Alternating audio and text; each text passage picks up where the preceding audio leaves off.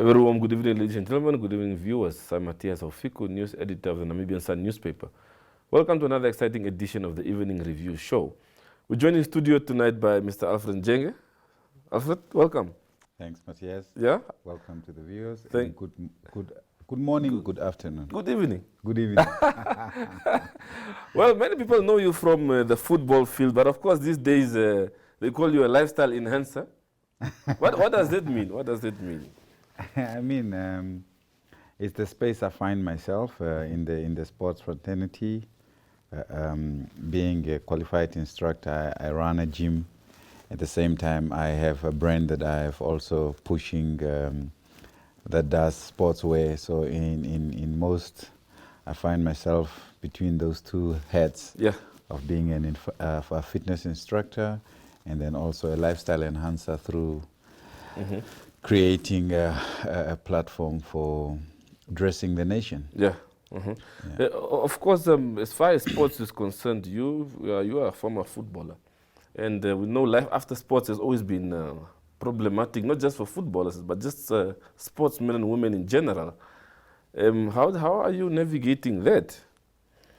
You see, it's a massive challenge. Mind you, you just mentioned it. I remember from the right age of probably 12, I've already committed myself into pursuing a career. And at 12 already, I'm in the setup of under 15. When you are 15, you're already in the setup of under 20s. And then when you are 20, you are already matured in the sports act when you are doing the right things. So your development is key when you start development at an early age. But also now the challenge comes when you have to now plan retirement. So most of us start at the age of 12, others start at the age of 15. There are those that are starting at the age of 17, and then the late bloomers start at 20.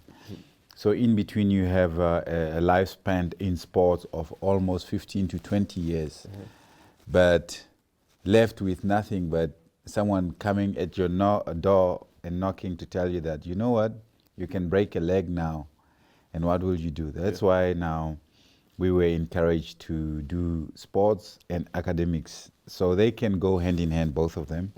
So it is with a balance of how you want to accommodate your academics and how you want to accommodate your sports, because definitely you need to train, you need to study, you need to attend to tests, you need to attend to exams, and this also prepare you for a better outcome towards the future when you are retracting from sports. So for now, I live by what I have been doing.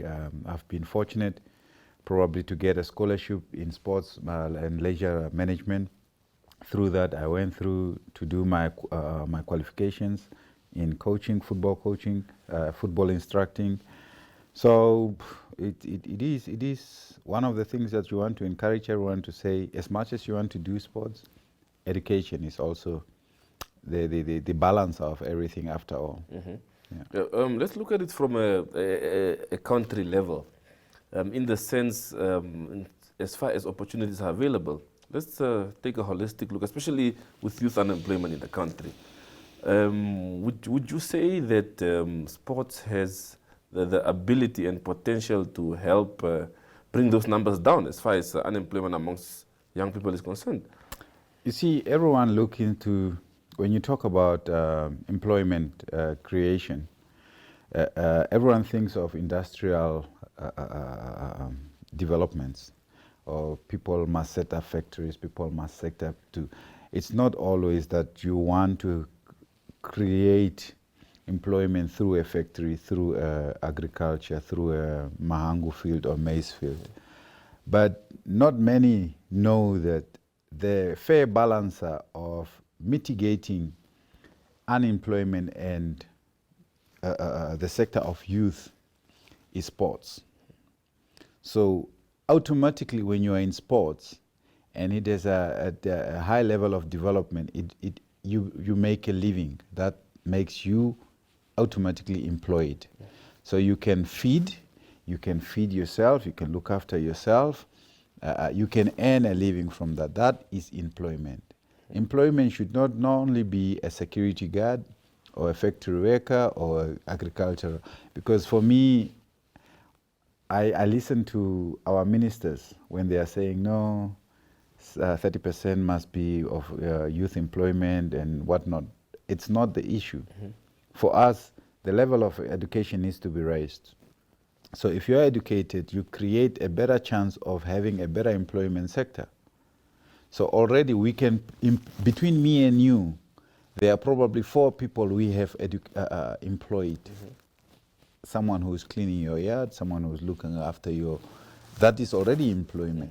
So at a larger scale of sports, it does that at a multiple number. You look up to 1,000 youth that can play sports, and all you can do is retract from your minerals or your mines that are in your country to plow back to these sports sectors. But sports is not taken as serious as such, because I'm yet to witness a fully fledged professional sports code in Namibia that pays you from the age of 10 up to the age of 35. You know, and you have attested yourself in football, when you are reaching the age of 30, they will start calling you a veteran already. So now what happens to you between 30 and 60 of your national retirement age category? So you retire at 30 as a footballer, you have not earned enough. What is going to happen with you when you are 31 and 59? Yeah. That is both for the male and female genders. Yeah. Yeah.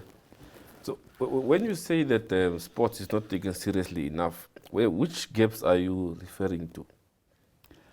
The first gap is definitely infrastructure development. Infrastructure development in the sports sector is the facilities we have for sports. I would want to say mediocre. These facilities were set up during the colonial era, and people retract. I'll go back to you again. How many tennis courts do we have? Tennis courts. At this point of independence, tennis should be a professional sports code in our country. Tennis has died 30 years ago. But still, those tennis courts are alive. So those that developed that infrastructure knew that they had to create an interest for tennis. How many state-of-the-art football stadiums do you have, for example? None. But how many gravel stadiums do you have? A lot. So you have a choice. Netball, same. Volleyball, same. Basketball, same. Rugby, same. Cricket, same. Hockey, same. Show me a stadium that has been built by government or by our local municipalities that will accommodate the youth of their towns to create a competitive national asset. Yeah. There's none. So that is what is probably my point, is to reiterate to that, to say infrastructure development is key, that we revisit our sites and see what infrastructure do we have. Sports facilities, what are they? We want, for example, now to compete to host for a Nations Cup. We've hosted a Ladies Nations Cup. What did we learn from there? Did we develop a stadium? No. We hosted all the games probably between 3 stadiums in this country.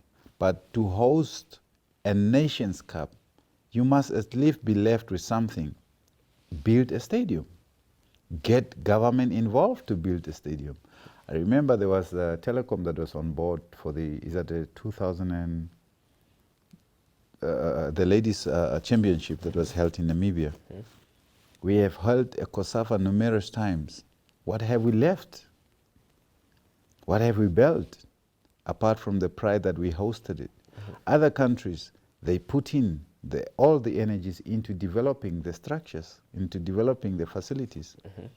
And then when you are done, recently I was in Angola and I've seen the stadiums that they have built for the World Cup. They are underutilized, but the stadiums are there. So now it leaves you as a country to motivate yourself to be filling these capacity stadiums. Yeah. But would you say from the sports fraternity side, is enough being done to push those in decision-making positions to really take this fraternity seriously? No disrespect to whoever is in the leadership position, but if you are not exposed, you will not know what to do. And it's clear. So every time some of us go and present an idea, that idea is in the pipeline. Some ideas have been in the pipeline for the past 20 years, and they just don't see a light. So that pipe is so dark and it's blocked because why? The decision makers are idealess, not to say clueless in that matter, because the ideas needs to be executed. You have a pipe full of ideas. Now take one idea and execute, because everything goes into the pipeline. Look at now the scenario I'm quoting to you to say, we want to renovate a stadium that has been in existence for the past 45 years. And when you look at the exuberant amount that it will cost you to renovate a stadium, you want to tell me out of your naked mind that it will not be cheaper for you to construct a new one. For that matter, in a different town, to drive a different economic platform, to drive a different center of growing the towns into cities. It's only sports that can do that. Because if I build a stadium of state-of-the-art in Ochivarongo, Ochivarongo becomes a city immediately by what they attract. Every weekend there will be games. People will be moving to Ochivarongo to stay there. They will expand. So instead, and that is where decentralization will come from sports into other cities, into other towns. Do we have a plan of growing cities, towns into cities? Yeah. Only sports can do that for you. But who is in charge? Who is the people behind the brains to make decisions? Are they exposed? Do they know? Yeah. Alfred, we'll go for a short break and continue this conversation. For our viewers, we'll move on for a short break and we'll be back to continue this insightful discussion.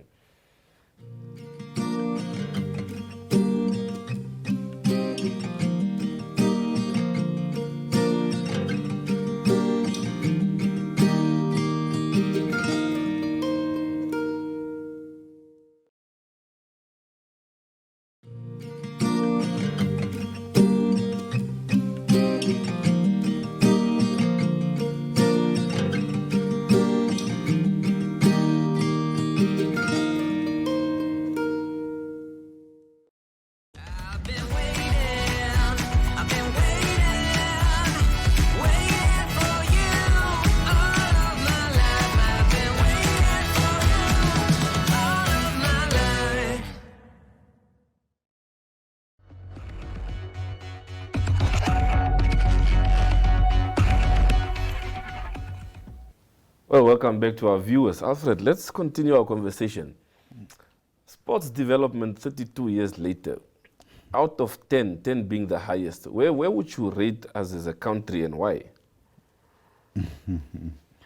Yeah. And it's across all sports code, not just, I know you have a soft spot for football. No. Yeah? That's why I'm in sports. And I'm very much aware of the 52 sports codes that under the National Sports Commission and in through the scope of the Ministry of Youth and Sports. Honestly, I will rate it 5. 5 being average. And individuals developed. You see, we have actually overdeveloped individuals, sports personalities, with an underdeveloped infrastructure level, or average developed, compared to other countries. Even taking our population into consideration, out of the mere 2.5 or 3 million to say, we have renowned stars from this country. If you want to compete with the world in any type of sports, we would single out 1 or 2 or 3 that is of international acclamation. But for you to have more of those, because it shows you that there is a gene of greatness in this country, you have to reinvest in what they need. Yeah. What do they need? It's the facilities. Yeah. It brings me to my next question, the issue of, we always see once an individual or a sports code excels, you see the corporates jumping on board. No, we are giving them a house, we are giving this person the car. Is that the right type of way to do things? You see, that is a gesture of a clueless individual. You understand? For me, it's good. I'm a businessman. I look into it to say, let me ride on the hype. But through that also, what is my long-term goal? If you ask me as an MD of company XYZ, and through my plans of the 5-year plan, tenure, I have not mentioned anything about sports. Why do I want to get on sports out of a blue when the volcano erupted? But if in my business, my projection plan of 5 years, as a CEO of a company, as an MD of a company, I must mention sports. You understand? So no disrespect and nothing taken away for those who have given when there is a blossoming. But don't forget the roots and how long it took for this flower to blossom, for you to be wondering to use the scent or to enjoy the scent, which is now what happens. Yeah. Even in football, when the national team is doing good, everyone wants to be part of it. But nobody wants to focus on the under-17s, for example, that will be the national team in 5 years. Nobody wants to focus on the under-20s that will be in the 5 years. Nobody wants to invest in NSSU athletics, for example, or sports that will become the national heroes and leaders of in the next 5 years. So leadership should revisit their thoughts when they are planning and when they are presenting their proposals to their excos. If they don't mention sports and playing a part in developing sports, they should not be one to be associated with a game or any sports codes. Yeah. I literally say that it's a bold statement, but don't come and get involved because you don't know what you are doing.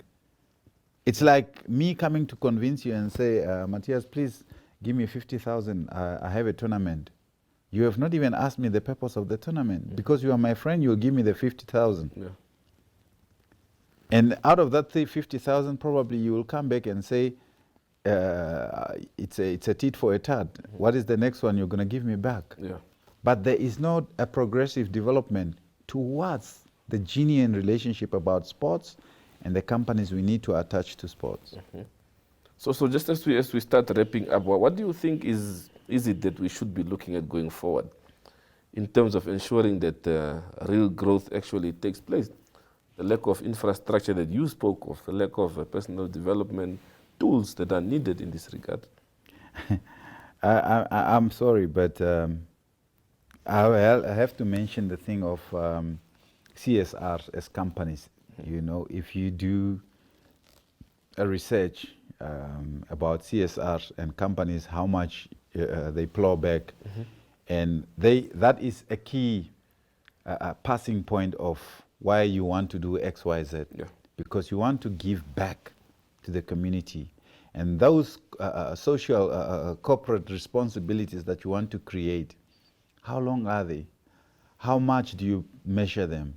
So the CSR manuals should be changed and they should be enforced by this Namibian Social Commission, Sports Commission, that we have, for example, 51 mines, and you can't even raise 50 million from 51 mines. Each mine don't make less than 50 million a year. So the Sports Commission should enact, set up an act that says, out of these mines, you are all going to pool only a 3 million or 2 million per year. What can 50 million a year not do in 52 sports codes in our country? But all these mines have CSRs. What do they do it most? Rural areas and individual community beneficiaries. Should they not do that? They can. Is it strategic for the growth of the company and the nation? No. Yeah. It's not, because it's one dimension. The company is growing, the country is dilapidating. Yeah. The company is making profit. Yeah. So if, for example, your turnover per year is 150 million and you only give $1 million to who? Community. That's the country. What did you build? Your profit, 75% of your profit is leaving the country and the rest is circulating amongst individuals for wealth. Yeah. So are we saying that sports is being starved as far as benefiting from the country's resources is concerned? People in sports don't understand the dynamics of how big sports can be in the corporate space, because without sports, corporate will not blossom. Because you want to be seen, you have to be on my billboard. With no sports, corporate has nothing to invest into. Yeah. So they need to invest more in sports for them to blossom more. But Alfie, you also run your own business. You won't just pump your money into any venture. Yeah. Do you think is perhaps the state of our sports, is that why they are not willing to come on board? If you structure, like you said, your company money to grow together with the nation, you are there for the nation. My company has a responsibility to play a part to better the sports of this country. Whether I put in only water, whether I put in only clothing, I make them to make sure that they need to be unified, they need to look at the part, they need to drink the right water, they need to drink the right supplements. But the little I'm doing, it must grow that individual that I don't know. I don't need to know him. Yeah. I don't need to know his parents. But I will help where I can to develop, and it will grow my business and the country. Yeah. Because the correlation must be there to say it should not only be my country, because my brand probably is an international brand. So I must play my part in Namibia. I must play my part in South Africa. I must play my part everywhere else that I'm associated with.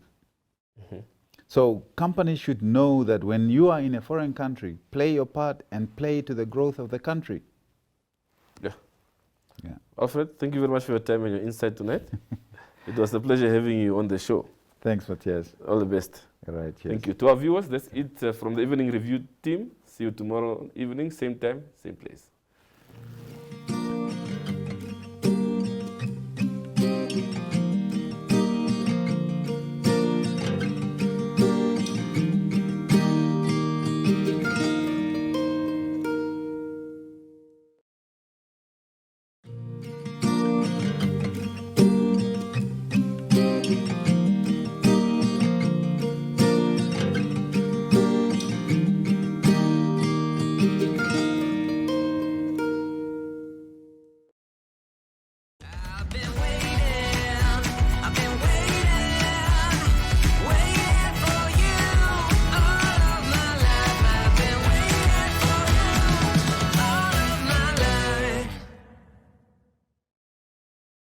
Ladies and gentlemen.